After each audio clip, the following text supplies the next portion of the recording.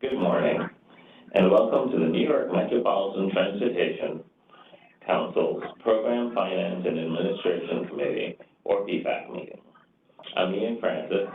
Today I'm acting chair of PFAC and representing the New York State Department of Transportation Commissioner, Marie-Therese Dominguez.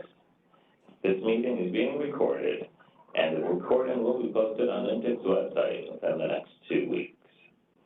Today's meeting is available via webinar, as well as in person at the NIMTC office here at 25 Beaver Street in Lower Manhattan. For the meeting audience who are on the webinar, your lines will be muted throughout the meeting. The chat pod is being monitored by NIMTC staff. During the public participation section of the agenda, registered speakers will be called on in the order of their registration. Registered speakers who are participating by webinar will be called on and their lines unmuted for their remarks. At this time, I will begin the roll call.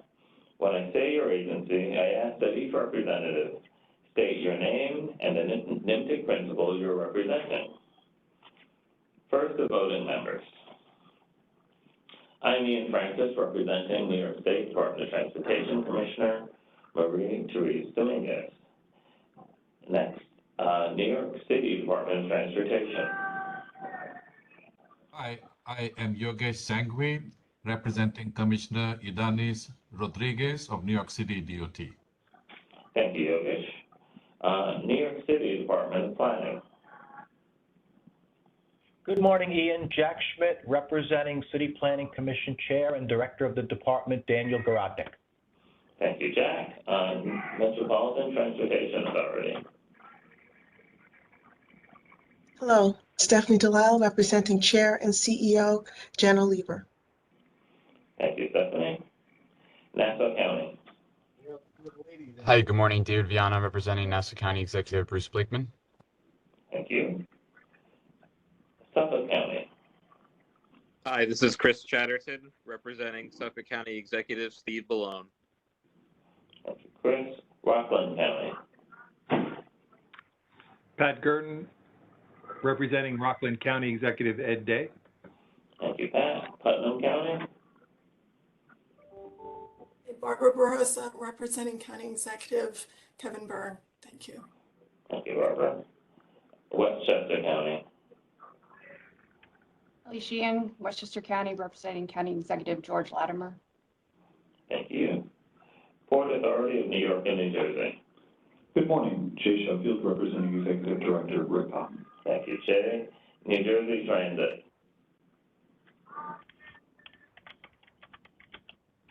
New Jersey Transit. Okay, let's move on to North Jersey Transportation Planning Authority. Hey, what's up, everybody? Ted Ritter, NJTPA, representing Executive Director David Barrett. Thank you. New York State Department of Environmental Conservation. New York State Department of Environmental Conservation. Okay, Federal Transit Administration. FTA. Federal Highway Administration. Good morning, everyone. Gautam Mani, representing the New York Division Administrator Rick Markey. Thank you, Gautam. And the United States Environmental Protection Agency. United States Environmental Protection Agency. Okay, thank you. By my count, and under our operating procedures, we have a quorum for today's meeting. We will now hear from NIMTC's Executive Director, Adam Levine, who will give you his report. Adam. Thank you, Ian. Good morning, everyone. The following are some of the noteworthy events that have taken place since our last meeting in April. We'll start with our community planning workshops. Workshops were held on May 1st in Mount Pleasant in Westchester and on May 16th in Carmel and Putnam. These meetings were successful in bringing together community members, local officials, and an NIMTC team to focus on specific transportation opportunities and challenges in these towns. Once completed, these local plans can help identify improvements that can be eligible for project funding. Upcoming workshops are being planned in Cold Spring in Putnam and Valley Stream in Nassau. Next, efforts are continuing to get our long-range transportation plan, Plan 2055, underway. The outreach plan was approved and will soon be getting started. Outreach will include both in-person and virtual events, so we'll be coming to a location or a computer near you. Look for additional information on the nimtech.org website and our social media outlets. At our April meeting, I mentioned that this year's transportation conformity effort was underway. Our best practice model runs are now complete, and we are currently on schedule to complete our conformity determination in August. On June 2nd, the spring meeting of the Metropolitan Area Planning, or MAP Forum, was held virtually. The MAP Forum is a consortium of 10 metropolitan planning organizations and councils of government from New York, Connecticut, New Jersey, and Pennsylvania that work together to better coordinate transportation planning across the multi-state region. Connecticut DOT Commissioner Garrett Ucolito gave welcoming remarks, and attendees heard about projects in Hartford and Naugatuck Valley, as well as updates from various transportation working groups and committees. The next MAP Forum meeting will be held in the fall, details to follow. As part of the MAP Forum, the Metropolitan Mobility Network hosted a presentation on May 3rd from Virginia Smith Reeder of the Eastern Transportation Coalition. Ms. Reeder spoke on exploring mileage-based user fees as a solution to transportation funding, and her intriguing presentation generated a very thoughtful discussion among the many attendees. Shifting perspective a bit from past presentations to upcoming ones, a brown bag lunch is scheduled to take place 2 weeks from today on June 29th. Joy Gardner, Executive Director of Empire Clean Cities, and Rita Ebert, Coalition Director for the Greater Long Island Clean Cities Coalition, will speak about tools and resources to support your clean transportation transition. For those planners listening today, this presentation will be eligible for AICP certification maintenance credit. Meeting details will be distributed very soon.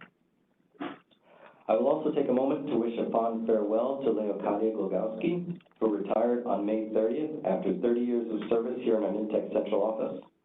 For those of you who didn't have the good fortune to work with her, Leocadia's efforts were seen in myriad reports over the years, particularly in our annual Hubbound travel reports. If you had the pleasure to have worked with Leocadia, you know that her kindness and influence extended far beyond her work efforts. She has touched and warmed us all, and we miss her very much already. Lastly, I want to thank the staff here at Nimtech as well as our members for all of your hard work. Your dedication and service to the people of New York City, Long Island, and the Lower Hudson Valley is very much appreciated. And with that, I'll pass the virtual microphone back over to Ian. Ian. Adam, thank you. We look forward to those brown bag lunches. We will now be given a presentation of the George Washington Bridge pedestrian and cyclist improvements. Jay Sheffield, representative of the Port Authority of New York and New Jersey, will provide an overview of this presentation and introduce the presenter. Jay? Thank you, Ian. So it's good to be here at NIMTech. As we know, NIMTech coordinates regional transportation planning largely for the use of federal funds. So I should just start by noting that the Port Authority doesn't actually use federal funds for the George Washington Bridge. There are limitations on the use of toll revenue. So the $2 billion program that we have to rehabilitate this historic engineering landmark, it's approaching the end of its first century, was funded through agency revenue. But the George Washington Bridge is still of interest for NIMTech because of its regional significance. It's the busiest vehicular bridge in the world. It's the region's primary goods movement corridor. And, significant this morning, it's the only crossing over the Hudson in New York City for bikes and pedestrians. We look forward to working with NIMTech on the upcoming Palisades Shared Use Path Study so that we can improve the regional connectivity with the George across the George. Port Authority operations staff and transportation engineers have worked hard for a long time to keep the walkway open on the bridge for bikes and pedestrians with a high degree of safety despite the substandard design that was built generations ago. But real physical improvements were really needed, and as you'll see, we've invested in significant concrete and steel infrastructure.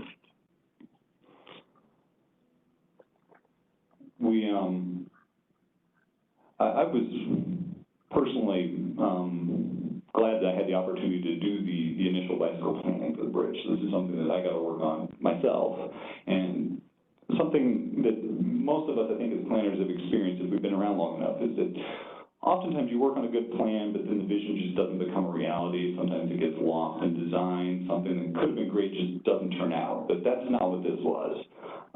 I was lucky to work on something that was good and then hand it over to a good design team. And Alex is a cyclist who grew up using the bridge. He understands the issues, and he's really invested in the outcome. So without further ado, I'll turn things over to Alex Levy. Okay, that was a great introduction. Thanks to Ian and Adam and the committee and NIMTIC for this opportunity to speak. Great. Yes, we can go to the second slide. Today we're going to just talk about, we're going to look specifically at how design was realized in the recent opening of the North Walk, the shared use path, North Walk. We're still in the middle of construction, so we have a South Walk as well that we're in the middle of building, but this is a good moment to really step back, look at what we've achieved as designers, as planners, as architects, and what we were able to construct in this past 3 years. So what you have next to you here is you have most of the port district, and it's just the different kinds of air, land, sea, and rail infrastructure we have. And if I'll advance now, and I'll show you that we're focused on, there we go. The George Washington Bridge in Washington Heights and Fort Lee.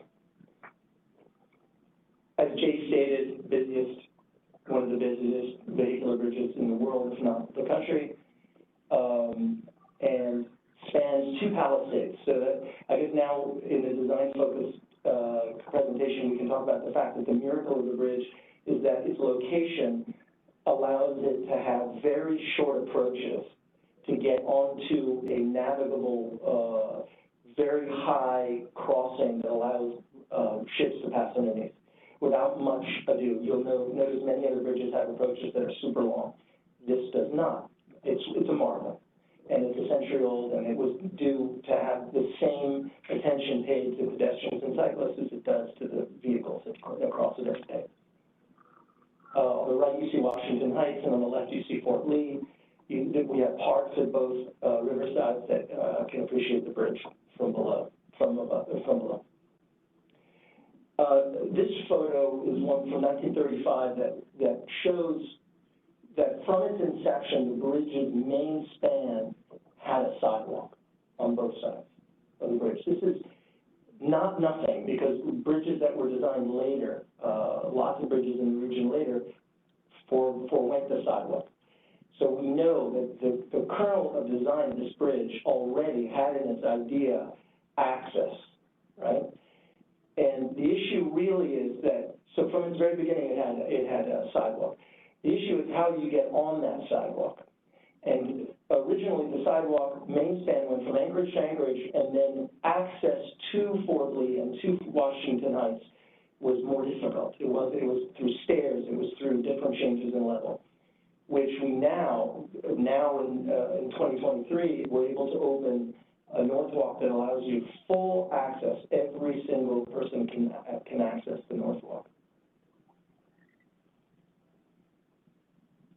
I'm not going to go too far into the project origin because Jay really introduced it perfectly, but one thing that's important to mention is that the Restoring the George program, just shy of $2 million investment,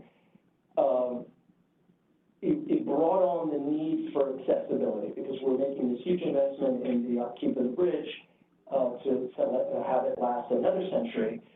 We have this need to see how the main span sidewalk can reconnect to the city fabrics of the 2 sides and allow passage for as many people as you can include. People in wheelchairs, people with walkers, people on bikes, people on foot. And this is a photo from spring, maybe a month ago, of a delivery cyclist who's crossing the bridge.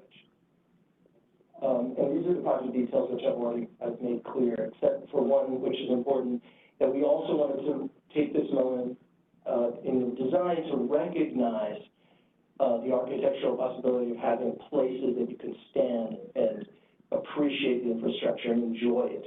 It's not just about passing, crossing both sides, but standing and reflecting on the marvel of the engineering.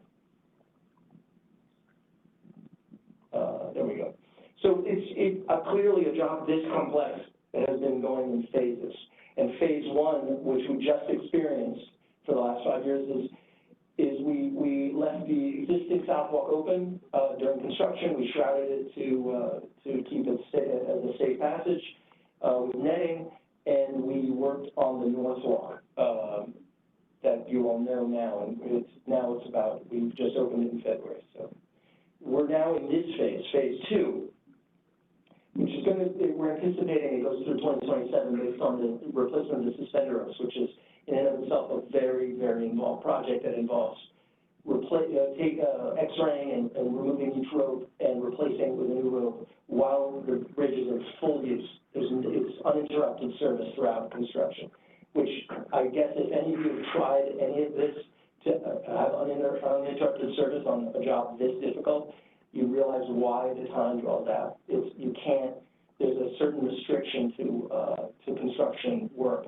that allows 95 million vehicles to pass while you're doing it annually. So now we have this existing south walk under construction, but the north walk is open, and we've all been able to enjoy it for a month and a half. And it's gently sloping sidewalks and approach paths that I'll show you in detail soon. The phase 3 that I can't wait for myself is when we open both sides after 2027, and we have a permanent condition of 2 walkways that we will do just like we do in many of the area bridges in New York, like Manhattan Bridge, Williamsburg Bridge, where we separate operation, daily operation, regular operation to cyclists on the north side and pedestrians and wheelchair users on the south side. Now, there's, as we know, the New York region never follows rules that you set out. You guide the operation to make it as safe as it can be. There will always be some overlap, but this is the idea. The idea is to keep it as safe as possible, guide operation accordingly, and have a balance of education, engineering, and enforcement to make it happen. Okay, so let's talk design for a minute. So I'm going to go through a series of slides of before and after. I want you to just take stock of the improvements, okay? I've definitely been one of those cyclists who used to carry the bike over my shoulder in the previous condition, and I'm sure many others in the public have done it too. I've taken a spill down this stair in particular with a bike over my shoulder, with slippery bike shoes, with speed play pedals, and I landed and I broke my collarbone. This is about 15, 20 years ago, so I remember very well these stairs, and I'm glad they're not there anymore. We have a new improved condition where there are no stairs at all on North Walk, except for shortcut stairs that are for convenience, and also to allow separation of users of different types so that there are moments where you have shortcuts and pull people away from each other and allow for better mixing, right, of use. So on the right side, you see the improved condition. You have gently sloping sidewalks that are not actually defined as ramps by ADA. There are no need for landings. It's all shallow enough to be considered an inclined sidewalk like you find on a city street. And then we have this rub rail at rub rail height that it helps with your sight lines, and it's a contrasting color and allows you to understand where you're going. It helps with navigation and distance perception. Boy, another previous condition I remember fondly, in quotes, this hairpin turn on the south walk, which I'm looking forward to seeing removed when we build our improved south walk in a few years. We have a new set of switchbacks on the New Jersey north side, 2 sets, and they're 11 feet wide in the lanes, and then as you turn the switchback, they go to 14 feet, which is a lot more generous than the 3-foot nominal width around this turn that we've had to endure since the 60s. Another placemaking issue. I remember meeting cyclists on Sunday mornings in the street, and then having to navigate cars that were coming through as you waited and looked at your map and waited for the last cyclist to join you on your trip up the Palisades and up Route 9 and to places like West Point. and Piermont and Nyack. On the right, we have our New York North entry at Cabrini, which definitely gives you an idea of the current condition we have, where people can congregate, they can meet each other, and they can go on their way across the bridge together and orient themselves and enjoy the bridge. Another good example, New Jersey South at Fort Lee. Really, all you did was stand in a vehicular roadway, one of the ramps onto the bridge for oversized vehicles, and enjoy the tower, sort of as you could. Now we have a viewing platform on New Jersey North, looking at the New Jersey Tower and the Palisades and the traffic below, with historic panels and a safety fence as well. And cyclists are already enjoying it. They actually pull off, they walk their bikes, they stand in front of the tower, and take a moment to appreciate the crossing. Our previous condition that we all know very well had these cable clusters, but in the previous sleeve condition with sort of an obstructive base that had sharp corners. We now have new clusters that are smooth to the bottom. The curb doesn't have any projecting shapes. We have a safety fence, which was much, much needed. It helps the staffing of the bridge focus their efforts on things other than a constant crisis of trying to save people and talk them down and bring them to counseling. This is a much better condition than what we were experiencing on the Southwalk previously. We have the call boxes on the roadside. We have our traffic striping. We have signage, heads-up signs that help you navigate the bridge safely. One thing that we did as a late-breaking design element in work back, I guess, 10 years ago, was to widen the area around the access to the towers. This provides ample space around the travel and sight distances that are unobstructed that allow you to move smoothly and step aside if there is somebody coming in the other direction. It is a complete change from what we all used to endure at the 90-degree turns. Yes, the 90-degree turns, 4 of them, would slow cyclists down, which is always helpful.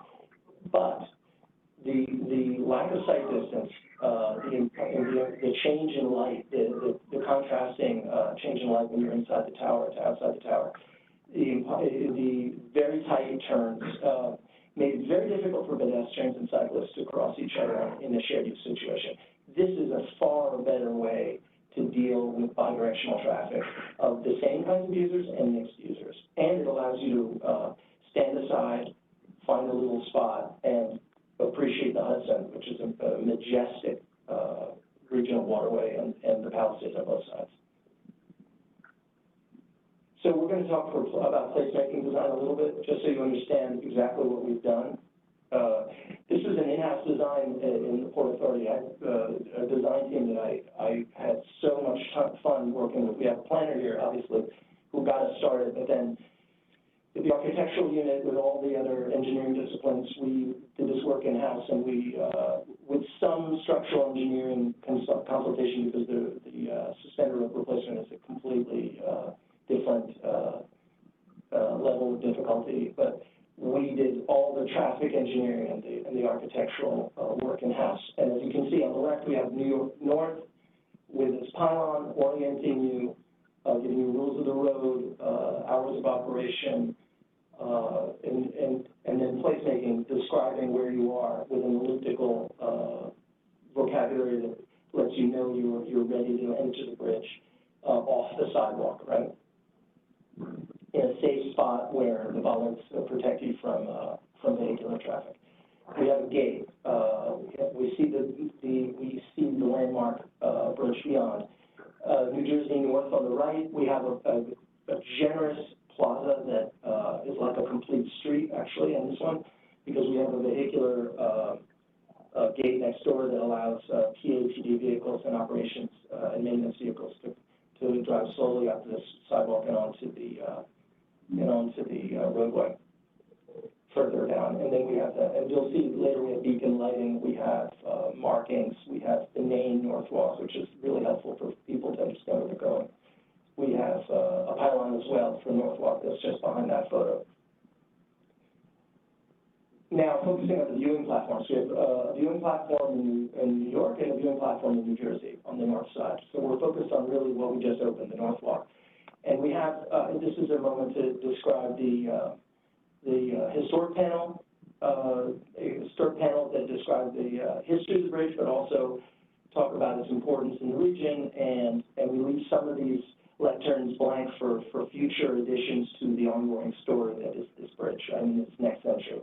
We have a piece of environmental art, public art that we placed in the center of these viewing platforms. It's a 60-inch diameter cast stainless steel geometry of the suspender ropes that we all know invented by the Roebling family. Allow this bridge and other bridges in the region to stand for as long as they have. And let's focus for a moment on sidewalks. So the sidewalk, the main span sidewalk, it actually denotes the two states at the border, in the middle of in the midspan with granite insets into the sidewalk. As you turn, basically these approach paths connect you seamlessly at the anchorage onto the bridge. And as you can see in the second photo, it turns gently and allows you to know that you're where you're going at all times. It's very legible as a path. We have a shortcut stair on the New Jersey north side with a palisades to our left, with under guardrail lighting that allow you to walk safely. And then we have heads-up signs I talked to you about that ask you to reduce your speed and navigate the main span safely. Again, New York approach path. This is important to note. We've striped mixing zones at areas where people are coming on and off viewing platforms onto the main approach path. And this really does help, intuitively help, by design, mixed users and users even with bicycles that are walking their bike to understand how they're entering an area of higher speed and with the need to respect everybody's motion and mode of movement on this shared path. The New Jersey North approach path has a few other items that are quite interesting. We have our mixing zone, as you can see, but at the top left photo and the top and the bottom right photo, we have a stair that connects us now in a much better way to this long path, which is the hiker's path all the way. It's a 357-mile path that goes all the way to Albany. For those who are interested, and they've been doing it for decades, but now you have a chance to take this walkway and exit the walkway through the mixing zone onto the direct line to the Palisades. Okay, I'm going to talk for a minute about where we were before we made these improvements and where we are now, focusing on each side. So New York, previous alignments, any red circle is a main frustration and obstruction that we sought to design out of existence. The ones on the north are the ones we're going to focus on today as they just opened, and that's what we're talking about. Each one of these red circles talks about a stair and an underpass and an overpass that allows frustratingly a cyclist or a walker to climb and to descend to get onto the main span. Now what we've done is we've taken all of that out and we plugged it directly into the street grid at Cabrini and 180th Street with an entry plaza behind bollards with gentle curves, sight lines uninterrupted, much wider passage, fully accessible. A person in a wheelchair can navigate this without help at all, depending on their mobility. And this is a great way to include more of the public than we've been able to include in the past. This was focusing more on the north side. So I'm going to go through a series of previous and design and then real conditions. So our previous condition shows 180th Street ending in Cabrini with parked cars and trees growing from a lower level and a park to the right that we've modified called Dolphin Park and is actually improved since we've touched it. We now, in the design condition, opened an entry plaza. We have the Dolphin Park to the right and a place to congregate, and an understanding that the New York Street Grid plugs directly into this approach. And here's the real condition as of February. Previous condition, see the stair in the distance under the vehicular roadway, trying to find its way up onto the approach path that would then connect to the anchorage. And now here's our design condition to the right with a viewing platform and a dedicated approach path on the right rather. And I'll show you the real condition. Here's the viewing platform with our approach path snaking into the distance to connect to the anchorage and the main span. New Jersey approaches. Focused again on the north side. We had some major obstructions. This were a series of stairs, an embankment series, a stair under the pit roadway, and then another set of stairs and an overpass to get to the long path and then back down to our north sidewalk. And this, everyone remembers that previously this was closed and was a sort of an alternate route during maintenance of the south path. What's going to happen now clearly is that as soon as we finish the south walk, we will have both in continuous operation, which will be obviously a great improvement.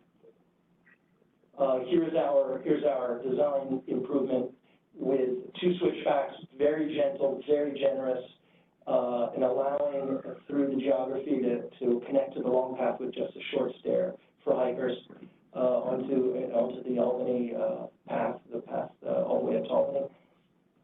We have our viewing platform over the roadway, and we have this really nice entry plaza that connects to Hudson Terrace and Fort Lee.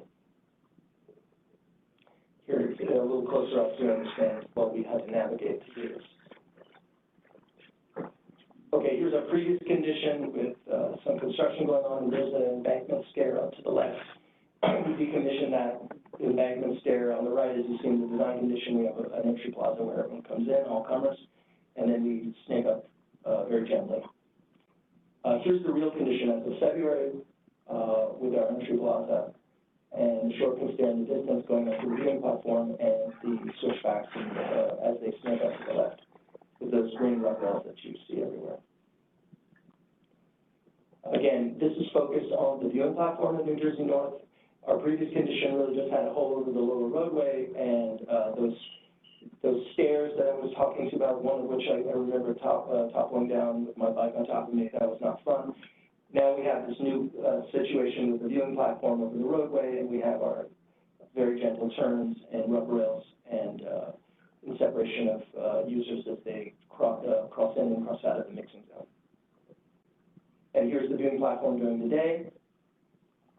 New Jersey North, looking at Palisades to the left, tower in the distance with our historic panels, and our medallion showing the cable section, geometry, and here it is at night from above. In conclusion, it's important to remember that we provided, for the first time, I guess, in the bridge's history, an unprecedented public access to the main span sidewalks that we've really never had this way and this well. We now have a shared experience that is inclusive of all users, a wide range of users, unprecedented, along with the access. And we embrace the George Washington Bridge as a historic landmark, and with moments not only to cross, but to enjoy the infrastructure. Thank you. Thank you. That was a good presentation. I was going to open the floor in case the members had questions for you.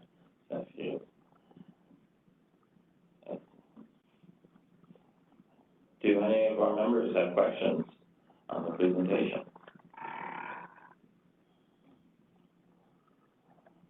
I'll wait on them. The inclined sidewalk doesn't impress me, so this is ADA accessible all the way up. All the way up, all less than 5%. So there's no need for landings, no need for handrails. It's gentle. We have someone on our staff in the. Probably should talk to. Oh, should I go ahead? Sorry. Ian, thanks. Yeah. I'll answer that. At the opening in February on Valentine's Day, actually, right? It was February 14th. Someone on our staff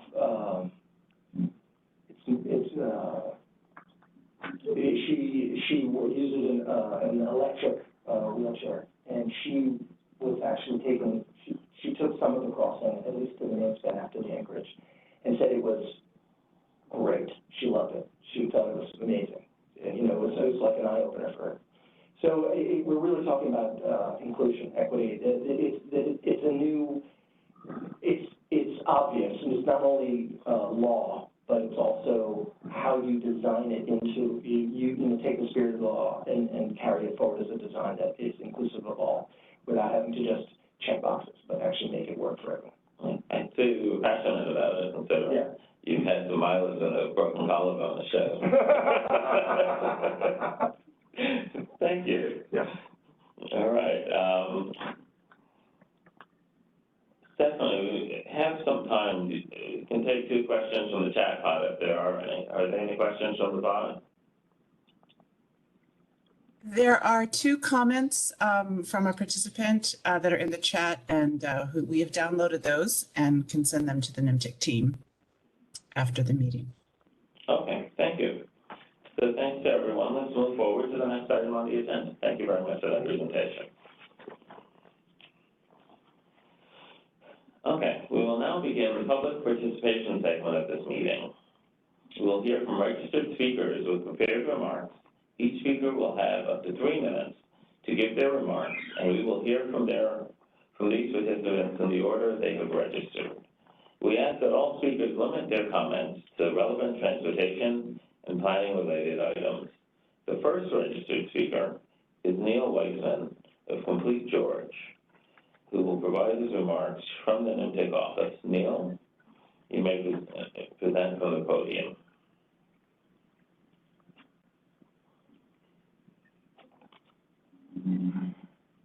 Good afternoon. Thank you for the opportunity to speak. My name is Neil Weissman of Complete George, and today I will comment on why the North Walk is not enough. You have copies of extended remarks. Links have been posted in the chat. Look, first impressions are stunning. This is a very thoughtful replacement in kind. By eliminating stairs and adding ramps, the agency has brought the path in compliance with the ADA. By adding gathering and viewing areas, it has made the George a destination for walkers, runners, cyclists, and those using assisted mobility. This helps realize an early ambition for the George. On its grand opening in 1931, the agency proudly reported that 20,000 people paid 10 cents to walk across. Early design drawings also indicate mile-long, 15-foot-wide promenades extending out past the cables, but these were never built. In 2013, Port Authority engineers priced the path's widening at $45 million per side, or $60 million today, but the agency declined to fund the work. That leaves us with 7-foot spans that cannot safely support current use. Allowing so many users to interact on a 2-narrow path with columns that neck down every 60 feet will have a predictable result: crashes. As the agency conceded in their 2017 master plan, there were 39 cyclist-related crashes on or near the George over a 6-year period. And current guidance for cyclists on the North Walk is to walk their bikes, something the agency does not ask on the AASHTO-compliant Bayonne or Goethals bridges. Other ways the current design comes up short. A bike share network leveraging the GW as a conduit could provide significant alternative commuting capacity should we lose a rail tunnel or when congestion pricing is implemented. Unfortunately, the North Walk makes no provision for docking stations, nor does it provide capacity for bike carriers to rebalance during periods of peak use. Personal mobility devices have immense potential to reduce congestion and cut emissions. For the same lithium in a single Hummer, you can power 240 e-bikes, and they don't require charging networks. But these devices require wide modern infrastructure to operate safely alongside regular bikes and pedestrians. Ultimately, if the Port Authority won't make sustainable transportation across the Port District a priority and widen the South Path during Phase 2, then the state should step in to raise the funds. The project checks every box: jobs in tourism, access to green space and public health, and transportation, equity, sustainability, affordability, and resistance. And compared to the $400 million we spent to put a bike path on the Mariwam-Cuomo, $60 million for the George is a bargain. I'm happy to answer questions, but thank you. Thank you, Neil. Are there any questions for Neil from the members? Thank you, Neil. Food for thought. Andrea, are there any additional registered speakers for today? No, there aren't. There was one additional comment on the chat from Jacqueline Hanley, who said that regarding the presentation, it's beautiful work and congratulations to the PA leaders and staff for your thoughtful and inclusive work. Okay, thank you, Andrea. And that's it. Thanks. Okay, thank you. All right, so now we will begin the action items on the agenda. All the material related to these action items has been posted on the NMTIC website at www.nimtic.org. The first action item is to accept the April 20th, 2023 meeting synopsis. I ask that all voting members to announce your name and the agency you represent when you make or second a motion. May I have a motion to accept the April 20th, 2023 meeting synopsis? Motion, Kelly Sheehan, Westchester County. Thank you, Kelly. Is there a second? Second, David Viana from Nassau County. Thank you, David. Hearing no objections, the meeting synopsis is accepted. Thank you to all. Okay. As per NMTIC's operating procedures, I'm required to report on the recent action taken by the members by a mail ballot.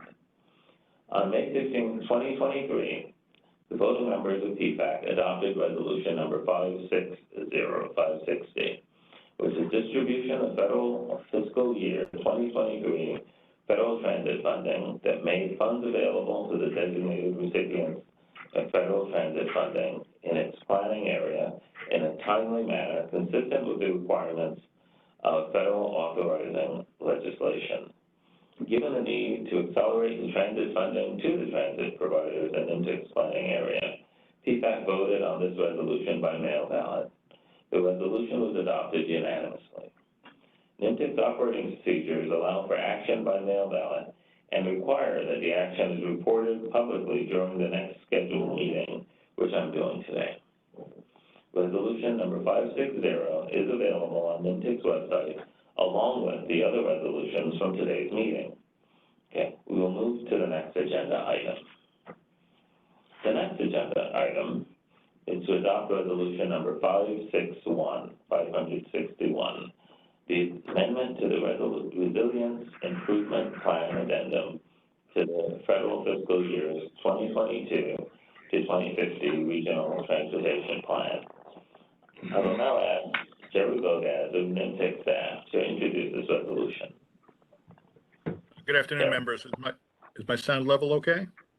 Yes, it is. Okay, great. So resolution 561 is to amend the Resilience Improvement Plan addendum to the Regional Transportation Plan. PFAC adopted this addendum in April, and its intention was to assist with eligibility requirements for federal funding under the Protect Discretionary Program, which is resilience related, and also potentially under the formula version of that program. In the interim, a number of projects have been identified that need to be added to the Resilience Improvement Plan addendum. They are listed in the attachment to the resolution. There are both resilience-specific and resilience-related projects in this list. Some of them are in the fiscally constrained plan, others are vision projects. We're asking PFAC to add these to the list of projects, all of which are drawn from the Regional Transportation Plan that are highlighted in the Resilience Improvement Plan so that they can be used for future applications under these federal programs. Thank you, Jerry. May I have a motion to adopt resolution number 561, amendment to the Resilience Improvement Plan Addendum to the federal fiscal years 2022 to 2050 Regional Transportation Plan? Motion. Chris, Motion. Suffolk County. Thank you, Chris. May I have a second, please? Second, Pat Gurdon, Rockland County. Thank you, Pat. Okay, we will now vote by roll call, starting with the Lower Hudson Valley. Putnam County? Barbarossa? Yes. Thank you. Rockland County? Aye. Westchester County? Aye. Nassau County? Aye. Suffolk County? Aye. New York City Department of Transportation? Aye.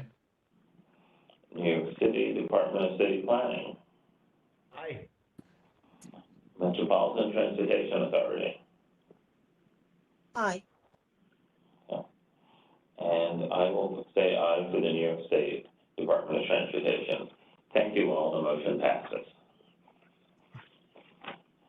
The next action item is to adopt resolution number 562, amendments to the Major Metropolitan Transportation Investment section of the federal fiscal years 2022 to 2050 Regional Transportation Plan. I'll now ask Larissa of NIMTIC staff to introduce this resolution. Yes, thank you. Good afternoon, everyone. In the resolution 562 and following interagency consultation, the projects we describe in the attachment involving Cross Bronx Expressway bridges and the One Week Expressway Viaduct will be added to Appendix A of Moving Forward as major metropolitan transportation investments. These projects are fiscally constrained within the long-range system preservation forecast that appears in Chapter 5 of Moving Forward. We are asking board members to adopt this resolution today. Thank you, Larissa. May I have a motion to adopt resolution number 562, amendments to the Major Metropolitan Transportation Investment section of the federal fiscal years 2022 to 2025 Regional Transportation Plan?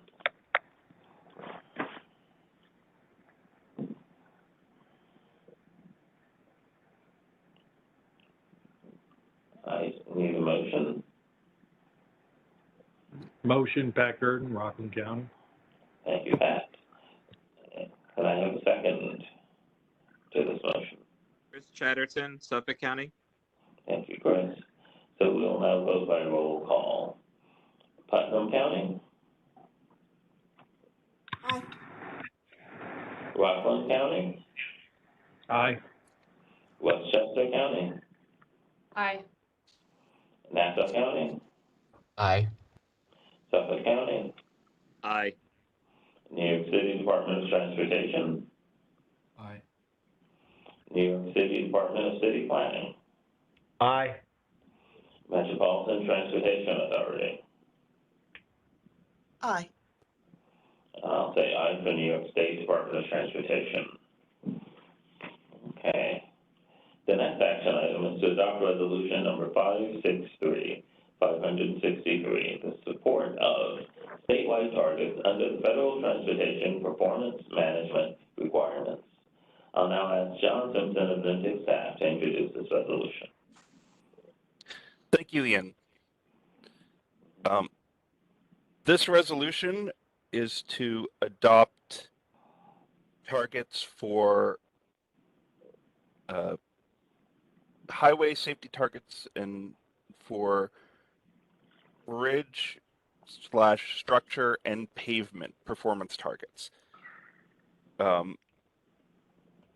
As has been the case previously, we have decided to support the statewide targets that were adopted by New York State Department of Transportation late last year.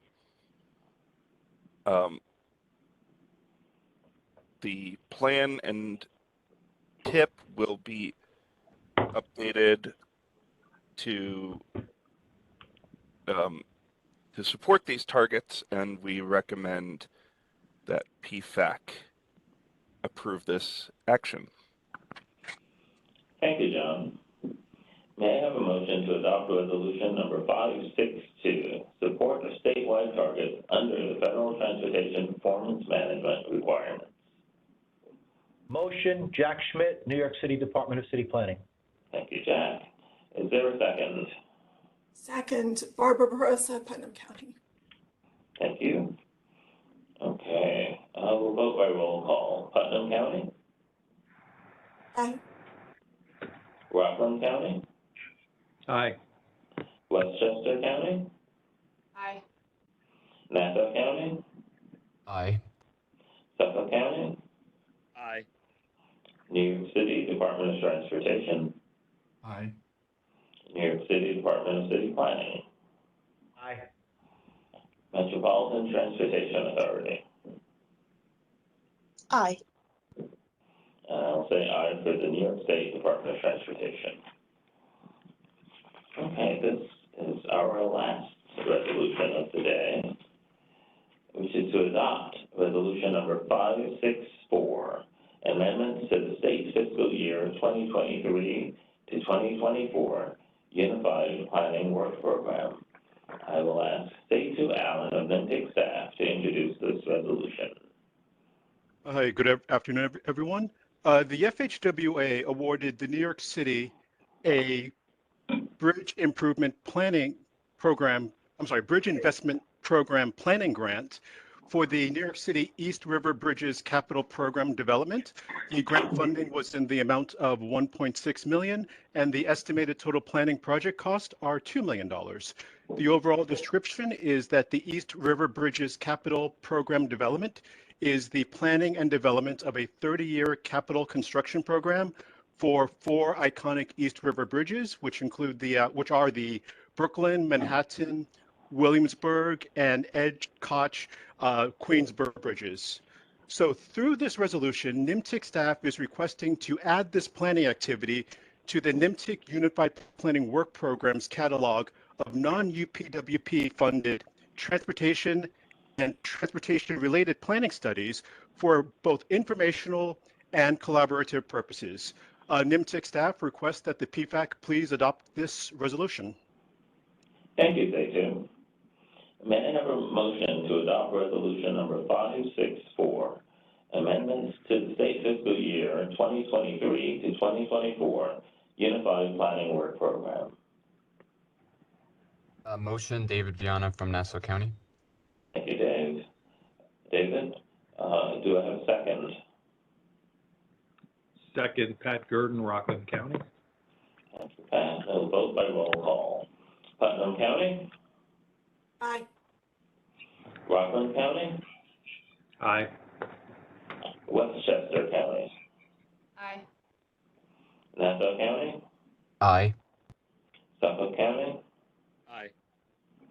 New York City Department of Transportation? Aye. New York City Department of City Planning? Aye. Metropolitan Transportation Authority? Aye. I'll say aye for the New York State Department of Transportation. Thank you all. The motion passes. The next meeting is scheduled for Thursday, September 21st, 2023. Details of this meeting will be made available 2 weeks prior to the meeting. To conclude today's meeting, I will ask for a motion to adjourn the meeting. Motion, Jack Schmidt, New York City Department of City Planning. Thank you, Jack. Is there a second? Second, Westchester County, Kelly Sheehan. Does anyone object to this motion? Hearing none, this meeting is adjourned. Thank you, everyone. Have a good day.